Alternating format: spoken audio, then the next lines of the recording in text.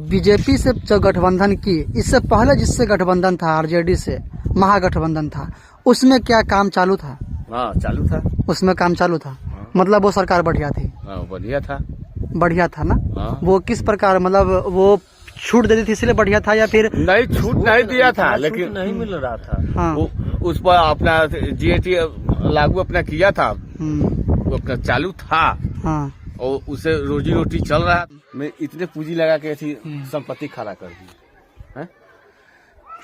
इस पर 10-20 बंदा जाएगा कमाने, घर में 5-7 बंदे तो है, उसको बाल बुतरू है, बाल बच्चे हैं, अपना देखेगा भालेगा, कमाएगा तभी तो उसको देखेगा। एक नाव पे कितने लोग का निर्भरता रहता है? इस पे कितना लोग कमा लेते हैं? कम से कम 20-25 बंदे। तो एक नाव से 25। हाँ 25 इतना मतलब आदमी कमा सकता है। एक नाव से 25 का रोजगार मिलता है। हाँ 25 का रोजगार मिलता है। अच्छा, ये रोजगार सरकार खत्म कर रही है। खत्म कर दिया, साफे खत्म कर दिया। तो इस पे सरकार का कहीं न कहीं ये तो होना चाहिए कि जैसे एक नाव से चल रहा है, 25-30 का पेट चल रहा है, ठीक है। और लगभग यहाँ पे कितना नाव लगे हुए हैं? करीब करीब देख लीजिए, यहाँ से लगभग वहाँ से देखिएगा तो 100 को तो 100 से ऊपर होगा। 100 से ऊपर होगा। एक सवाल है कि आप हमें थोड़ा सा ये समझाइए कि जो यहाँ पे नाव लगी हुई है, लगभग 100 से भी ज्यादा नाव है यहाँ पे, तो जो हम जिस जगह पे खड़ा है यहाँ पे बालू है रखा हुआ, तो वो नाव बालू अंदर कैसे यहाँ तक कैसे आता है, उस प्रक्रिया को समझाइए।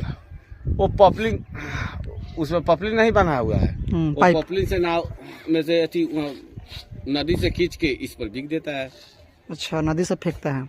और अगर आप इस बालू निकालने के बाद बालू सेल कैसे करते, बेचते कैसे बालू? यह जो बालू पर खड़े हैं वो ट्रैक्टर से यहाँ लदा गया थी, अपना गया घर जोरैया में गया, घर ढलैया में गया। मतलब एक टेलर अगर बालू आपको बेचना हो तो कितना तक बेच सकते हैं? कोई 500 दे दिया, कोई 1000 रुपया दे दिया। बस 500-1000 में एक टेलर बेच रहे हैं। हाँ तो और क्या। और यही बालू अगर जब टेलर के पास चला जाता है, रिटेलर के पास चला जाता है दुकान में, तो वहाँ पे वो लगभग 5000 से 6000 तक टेलर बेचते हैं। वो तो बात की बात है, लेकिन नजदीकी बात हम कर रहे हैं, अपना जो अपना नजदीकी की बात कर रहे हैं कि यहाँ इतना ही जो नॉर्मल है वही बात है। अब कोई जाके विदेश में बेच दे तो वो अपना वहाँ का हिसाब जोड़ेगा। एक सवाल आपसे कह रहे हैं कि आप हमें बताइए, जैसे कि आप बहुत नाराज दिख रहे हैं वर्तमान के सरकार से, आप उनको क्या अपील करना चाहेंगे कि आपका जो 100 गाड़ी यहाँ पे 100 नाव रुका हुआ उसको किस तरह चालू किया जाए? इसके लिए कुछ प्लानिंग वगैरह या फिर कुछ अपना सुझाव दीजिए। सुझाव कहाँ देना है, कहने के मतलब कि चालू हो जाता तो सब कोई हंसी खुशहाली रहता, यहाँ के पब्लिक खुशहाली रहता। वो आरोप लगाते हैं जो यहाँ पे अभी सरकार में है, बिहार सरकार में, कि यहाँ पे बालू का स्मगलिंग, मतलब भू माफिया और बालू माफिया बहुत काफी हो गए थे, इसके लिए बालू का जो काम है इसको रोकना पड़ा था। क्या ये सच है? ज्यादा क्या हो गया था, माने कमाना ही खाने वाला उतने भर काम किया था, कोई अलग थोड़ी व्यापारी था कि मतलब आप मानते हैं कि बालू माफिया हैं जो बालू माफिया का काम कर रहे हैं, जिसको वजह से बंद करना पड़ा? बंद करने के लिए बंद कर दे, ऊपरे से आदेश आ गया कि भाई बंद करो भाई। नहीं, बंद किया ठीक है, लेकिन आरोप तो लगते हैं ना कि बालू माफिया होते हैं। ऐसा क्या हकीकत में बालू माफिया होते हैं? आप यहाँ के रहने वाले हैं। हाँ, तो क्या आरोप सही है कि बालू माफिया होते हैं? हाँ या ना, होते हैं बालू माफिया या नहीं होते? है बालू माफिया, जैसे कहने के मतलब कि यहाँ बालू जब नहीं आएगा तो घर कहाँ से जोड़ाएगा भाई? बिल्कुल सही बात है, बिल्कुल सही बात। जब बालू आएगा ताही तो घर जोड़ाएगा, उसमें 10 रुपया वो भी कमाएगा, वो भी लेबर मिस्त्री है, कमाने वाला भी उसको 2-4 गो परिवार है वो भी। अगर इससे पहले वाले सरकार में देखिए, जैसे गठबंधन नीतीश जी तो तुरंत बार इधर से उधर करते हैं ना। तो ये बीजेपी से जो गठबंधन की, इससे पहले जिससे गठबंधन था आरजेडी से, महागठबंधन था, उसमें क्या काम चालू था? हाँ चालू था। उसमें काम चालू था। मतलब वो सरकार बढ़िया थी। बढ़िया था ना। वो किस प्रकार, मतलब वो छूट देती थी इसलिए बढ़िया था या फिर नहीं छूट नहीं दिया था, लेकिन नहीं मिल रहा था। हाँ। उस पर अपना जीएसटी लागू अपना किया था, वो अपना चालू था। हाँ। और उसे रोजी रोटी चल रहा था भाई। हाँ, जैसे कि आप बताइए, आप लाखों की संख्या में लोग रहते थे काम करने वाले। राजू मैंने रोजी रोटी चल रहा था। वो अपना जो बिल काटता था, अपना बिल जमा करवाता था, लेकिन चल रहा था। मतलब ये साफे बंद कर दिया, पूरा बंद कर दिया।